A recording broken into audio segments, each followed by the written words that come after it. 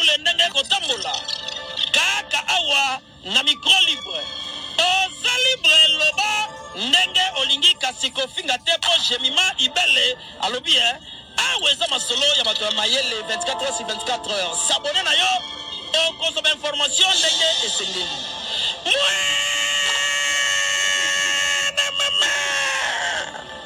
Ya biso na bino 24 heures ya information ya culture na biso kaka awa na micro libre epa ya jemima ibele. Ayangania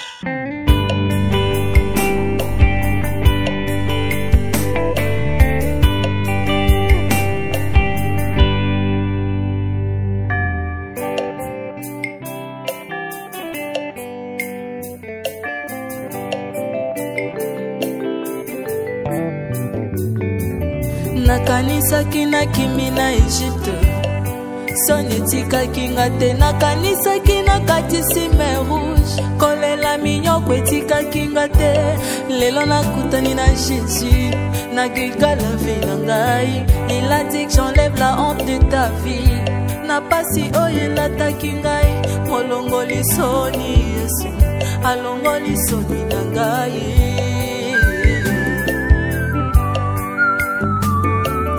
nakanisaki nakimi fami soni etikaki nga te nakanisaki nakatisi balimi soka milele zokomba lelo nakutani na Jésus na parcours la vie na ngai il a dit que j'enlève la preuve de ta vie Yesu molongoli soni na ngai Yesu molongoli soni na ngai ya Yesu mokausi pisoni na ngai ya Yesu mokati bashene na ngai dans les parcours de ma destinée moi je n'avais pas de l'avenir sambalole nakotina bilanga ya Boaz malgré statut ya famille nanga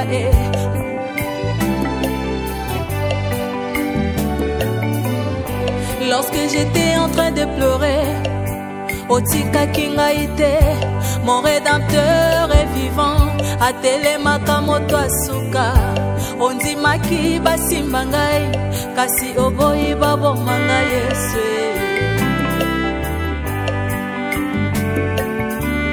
moyoki losambo Yesu ayoki losambo na ngai moyoki losambo Yesu ya Yesu molongoli soni na ngai alongoli soni na ngai oya misinga loye moya sika kalibota ezanga sife lelo natomboli moto obimisanga na miso ya bato Yesu molongoli soni na ngai molongoli soni samba kobelela ntango likambo seyo Yesu samba lola papa bane molongoli soni na ngai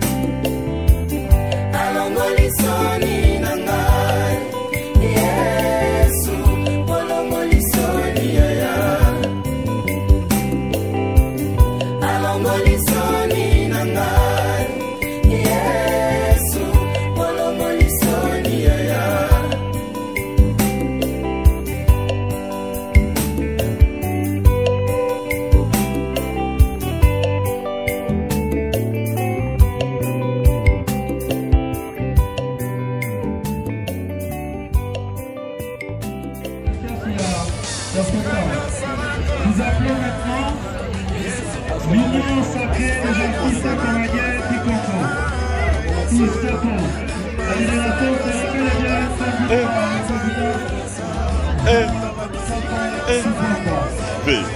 digamos Salam alaikum. Nous appelons l'union sacrée. Merci d'être là.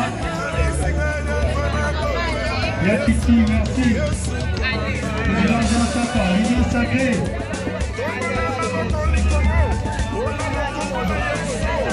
Rapidement, s'il vous plaît. C'est maintenant au groupe de Johnny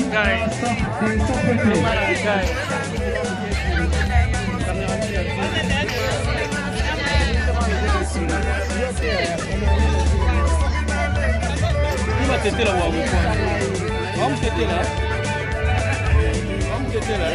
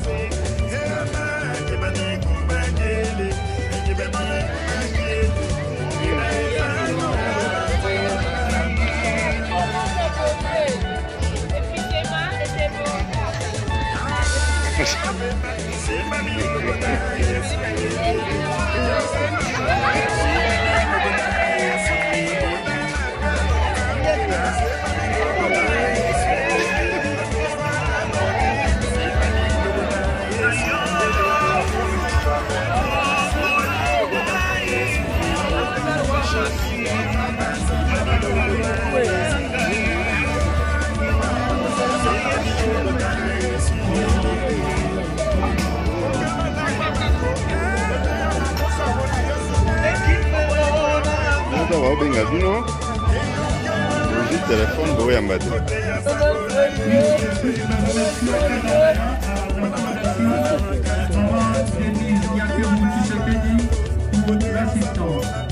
Et surtout l'assistance et l'assurance santé pour les artistes. Nous invitons la fondation Tokanisa. Fondation Tokanisa. La délégation est conduite par Lance. Voilà, Lance est là. On a conduit la délégation. Là, c'est la fondation Tokanisa. Super Guillemot de son côté. Fondation Tokanisa avancée. Voilà, là, c'est la fondation Tokanisa. La fondation qui est présidée par Duc Massamba. Voilà, la délégation est conduite par l'os. Nous appelons maintenant. Voilà, là, nous voyons.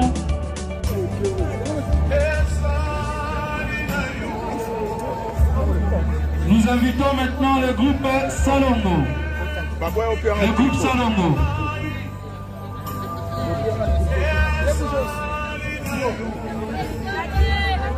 Le groupe Salongo.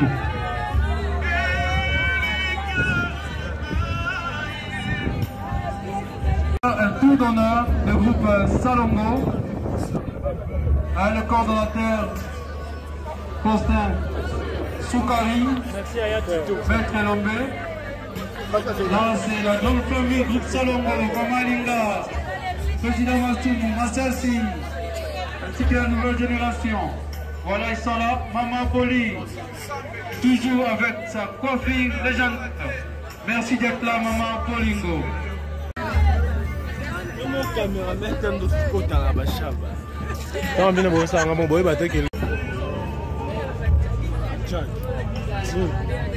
Là, c'est le groupe Simba.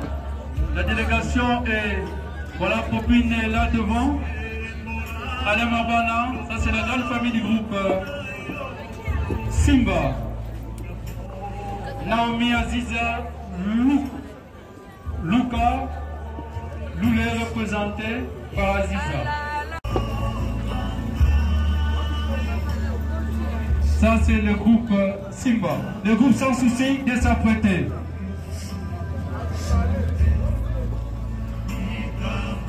Luca, Loulé représenté par Aziza. Voilà sans souci d'avancer calmement.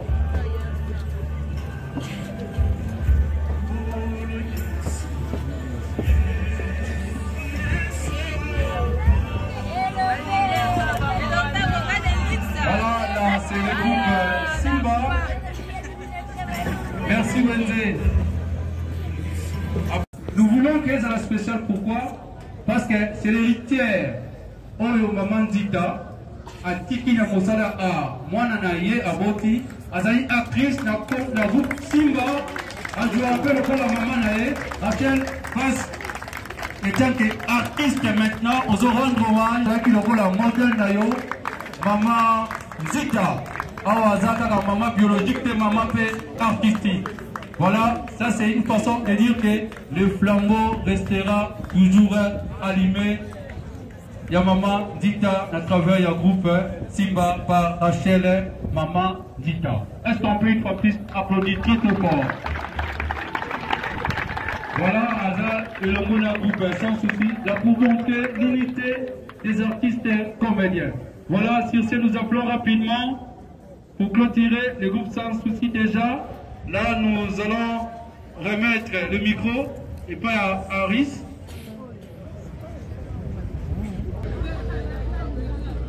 Ah, c'est ça, c'est là qu'il y a qui Malouana Bernard. Mahana Bernard, ma Bernard Zalia.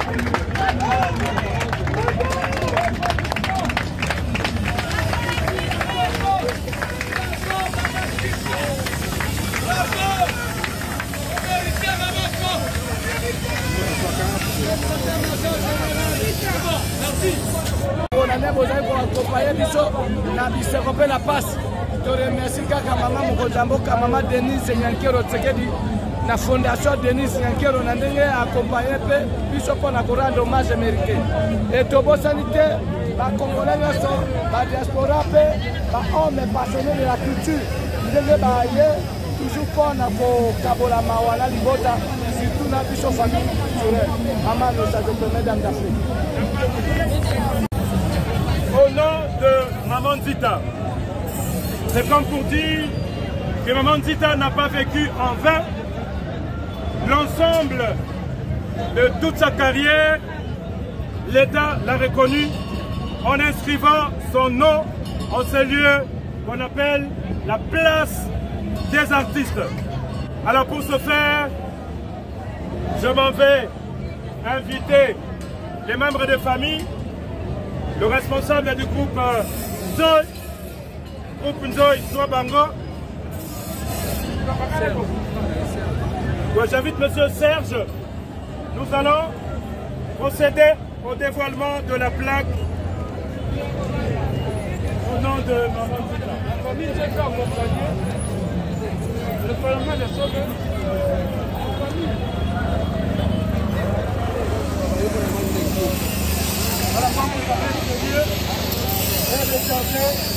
Par la nation congolaise pour rendre hommage, pour immortaliser les signes ambassadeurs culturels de notre pays.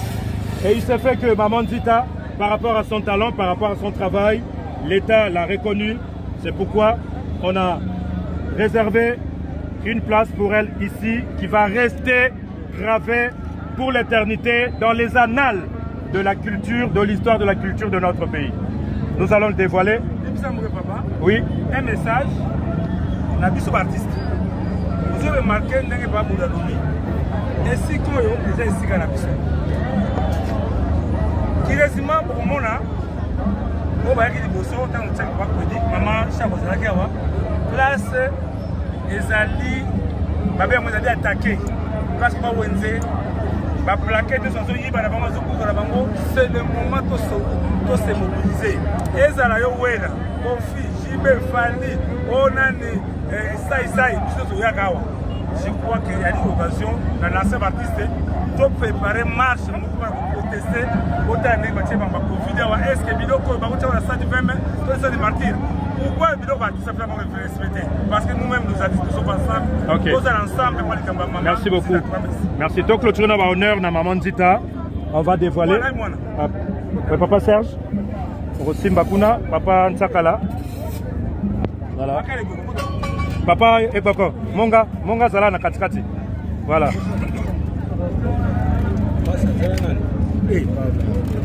Voilà, on va applaudir très très fort. Bravo l'artiste. Bravo Maman Nzita. Bravo Pauline. Tu n'as pas travaillé en vain et ton nom restera gravé ici à cet endroit dénommé Place des Artistes. Merci beaucoup. Voilà, ça sera tout. Tout est bien, qui finit bien. Ainsi donc se clôture les hommages, les honneurs à Maman Nzita Tumba Pauline comme artiste de notre pays. Si on peut faire des photos souvenirs et après, on va procéder à la levée du corps pour l'inhumation au cimetière Chemin de Paradis. Voilà.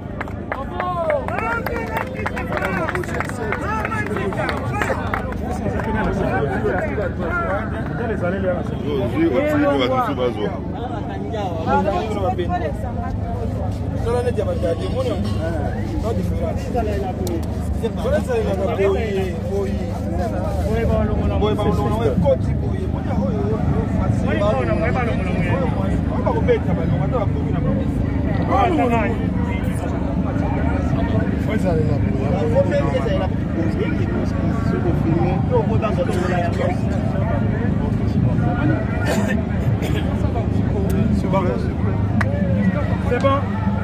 Tout est bien.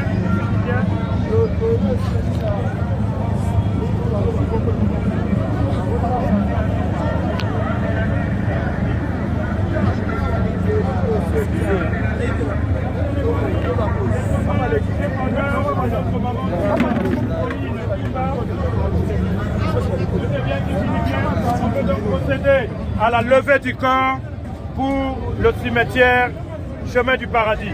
À toutes et à tous, merci beaucoup. Merci.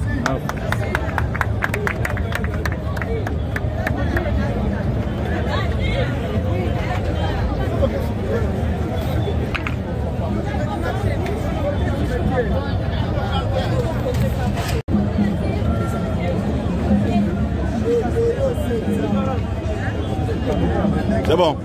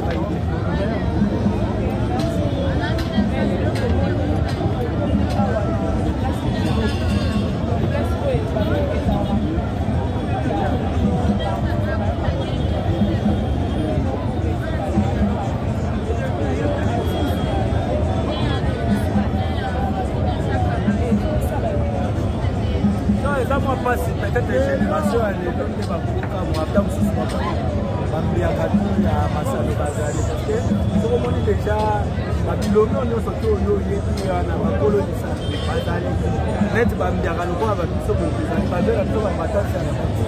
Voilà.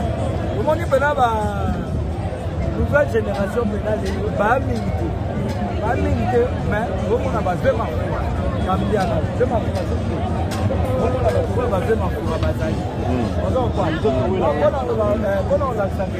maman dit wana azali mama oyo sana tubazie ba ajbana kwa sikoyo ba mama dit ba ajbana donc tout la sabana masano ba ba sa lelo e ba ki lelo e ba ndakala ba koni sana ba kisope le quoi de yeba qui m'a moi kala ya mo moni to zata ba chance mo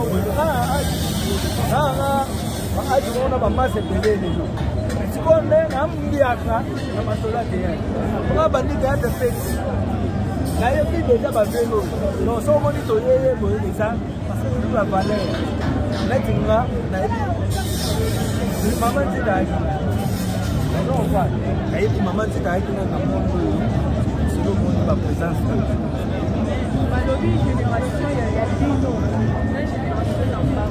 D'abord, comme la génération est abandonnée, parce que la génération. La génération la plus de la Saï, l'autre, moi, je suis développé, tout ça. On va pas la division. On dit comment amour est dans la matière. On va tout la génération,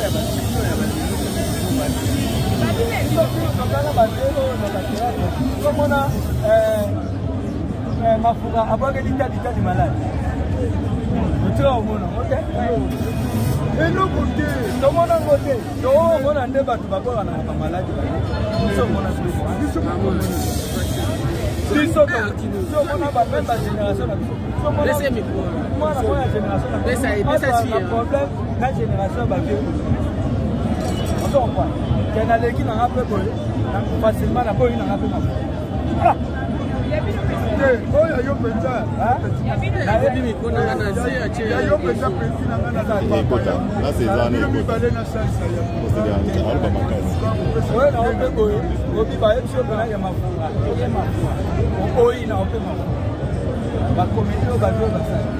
C'est pas que parce que ils sont tout sexualisés, depuis ce bateau, maman vous s'équipe. Il y a un bateau à ça. Bateau va c'est ça va présent ex-président.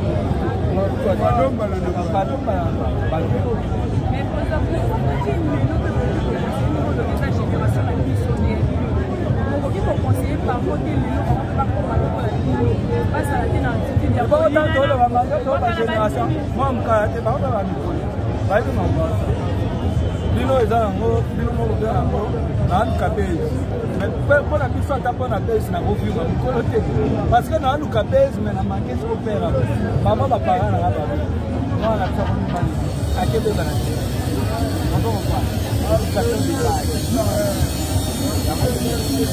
Bami faut te faire. Ayo koti makambo. Nazoba. Hello papa.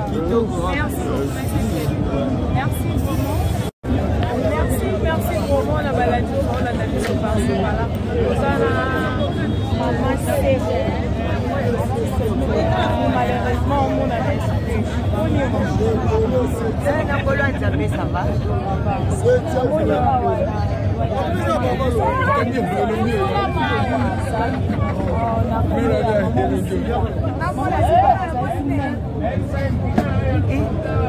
Maman dit à Azaki, maman me coûte très cher pour là-bas. Je t'aime beaucoup. Et là, vous avez le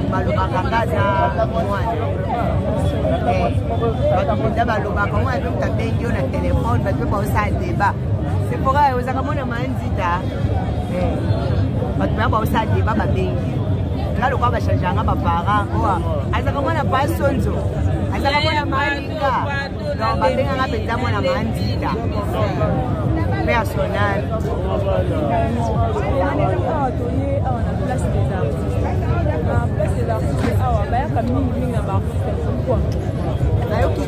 Dans le but de la place des artistes. Dans mon niveau, il y a des artistes sont des artistes qui place des artistes. Il faut pas comment on donc de génération en génération, à la donc éthique à la carte. Par exemple, place des artistes, et si on doit archives, la personne éthique à la carte. Ce qu'on a combat Masterika, combat Kambala, combo ya Papa Dudunga Fura, combo ya Mamé Wasso, donc les partenaires musiciens, il y a pas de millions de ça. Mais comment la génération dans Bango, la génération il y a la génération le ça n'a pas compris. Là du poisson, pourquoi pas dire pour la génération le quoi il y a maman Zita, les noyo, les seront dans la musique là. Bon, la question Anna. Nous avons une réponse, mais on a fait ça. Il y a un théâtre, en dehors du théâtre, on a pas fait tout ça. Toi, envisage un théâtre. Mon dernier azabo, à part théâtre, il y a 2 fois, à toi, il y a mais pas ça là, confiance. Par exemple, ce fera, tu as un bon mot, tu as un bon mot, tu as un bon mot. Ce qui n'a pas un bon mot, na ebinde mutazo mbongo na ipi asani nga mabe ezo ngawa na théâtre oeskoka mwasi ya bato oshina ye era osalo mabe ezo ngawa na théâtre olingi mobala bato mbanda kwa kele ombaso ezo ngawa na théâtre mwenga na question wana o ba maladie o ba mbaso o ba poison 95% les années on va finir biso to passer à l'heure à théâtre 5% peut-être. Et puis, donc, bateau, on a déjà ça en dehors à théâtre. Ngana lobby na yo boy. À part théâtre. Ça n'a pas fini, c'est surtout ça en dehors à théâtre. Mais si ngana biso exemple na mo ko na teka na. Musu pa ko zala, asala ka pe na société musu pa théâtre. Donc tous on a teka makamyoso, oswani na mbandano wa bokelo malade, bokelo ngana théâtre. Lingi mo sa ba tu ba cheli o poison, bokelo non. Non, à part théâtre, tu as pas fini tout ça là. Merci, mot de la fin. Le mot de la fin, ça va. On pose la question, on a trop. On est dans le théâtre, on est dans le théâtre, non, on est dans le mais à part en dehors du théâtre, tu as pas fini la bisou. Tu as la bisou, tout ça là. Mot de la fin, et ça va être à consoler famille biologique, il y a Maman Zita. C'est pas facile, hein. Quand on peut perdre maman dans le mois de mars, les arrêtés sont inoubliables. On a voté le 1er mars, on a perdu maman nanga. Donc, il y a facilité. Nous avons déjà consolé la famille biologique, à consoler les familles artistiques. Donc, il y a mon tuya ezaka azoyeba nzambe. Merci beaucoup. Bandeko na biso pene ya diaspora oyo mama Dolonianga nzamba ba super so likola ta super a solo koluka mama Dolonianga pas solo super a piratité voilà voilà oh papa voilà par contre ba représenter ba diaspora kitoko merci beaucoup merci beaucoup voilà merci.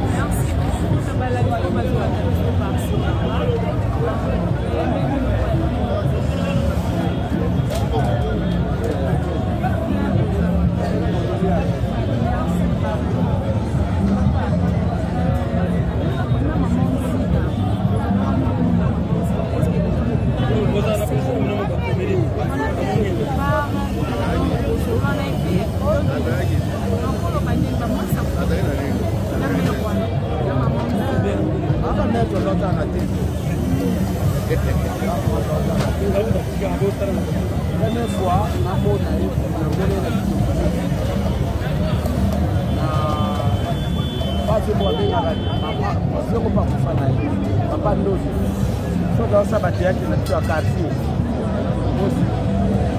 Tendo de la Ramon.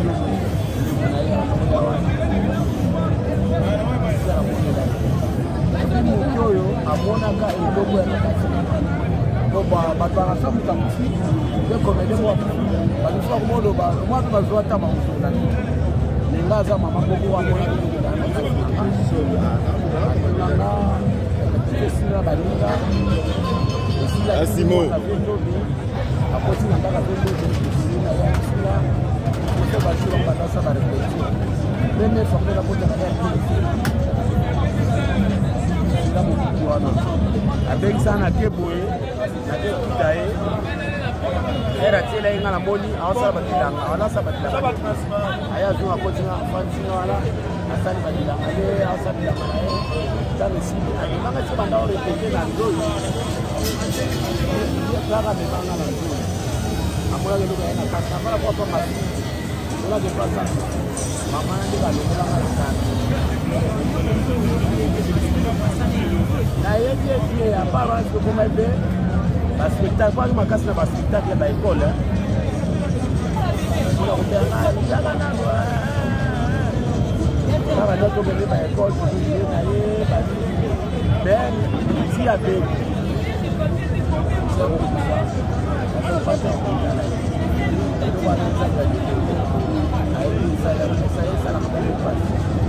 Maman, tu t'as dit qu'on a envoyé la poisson qui est malade.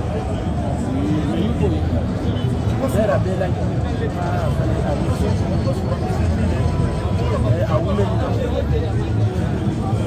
usa mabate lagi para malade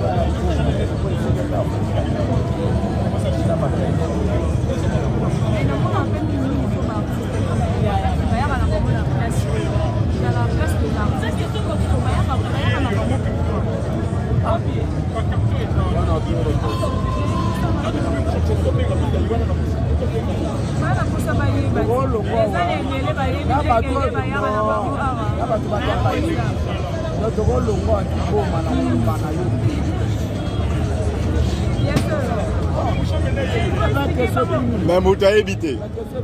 Et ça n'a pas tout fait éviter Bazali. Au moins, on a un